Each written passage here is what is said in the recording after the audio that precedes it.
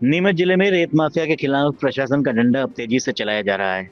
Collector Himanshu Chandra के निर्देश पर चलाए गए अभियान के तहत जब्त किए गए रेत से भरे डंपरों और अवैध स्टॉक की अब नीलामी की जाएगी।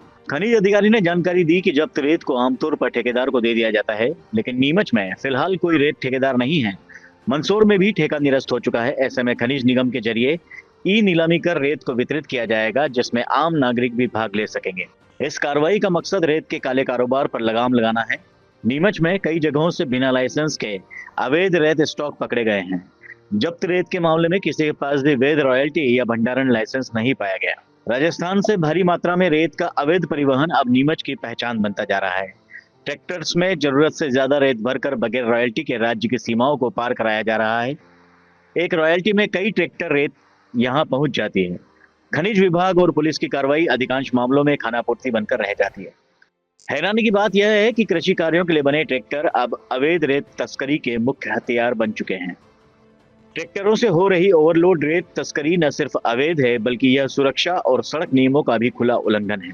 अब देखना यह होगा कि प्रशासन की यह नई पहल जब्त रेत की पारदर्शी नीलामी और सीमाओं पर निगरानी क्या वाकई रेत माफिया की जड़ें हिला पाएंगी, या फिर यह भी बाकी कार्रवाइयों की तरह सिर्फ एक खबर बनकर रह जाएगी। द वॉचमैन पोस्ट की टीम आपके लिए इस मुद्दे पर ग्राउंड रिपोर्ट के साथ करेगी आगे की पड़ताल।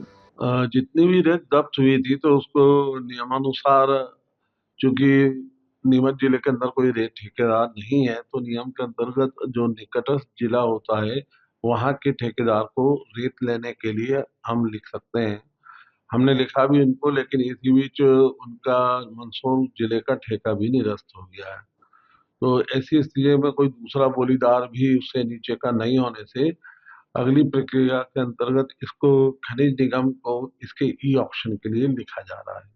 इसमें जो टोटल क्वांटिटी है रेत की वो हम लिख के भेजेंगे, फिर खनिज निगम इसका जो ऑफसेट वैल्यू निर्धारित करके वहां से विज्ञप्ति प्रकाशित करेगा। ये ओपन ऑक्शन है, टेंडर है, कोई भी इसके अंदर भाग ले सकता है। निगम को लिखा जाना है अभी।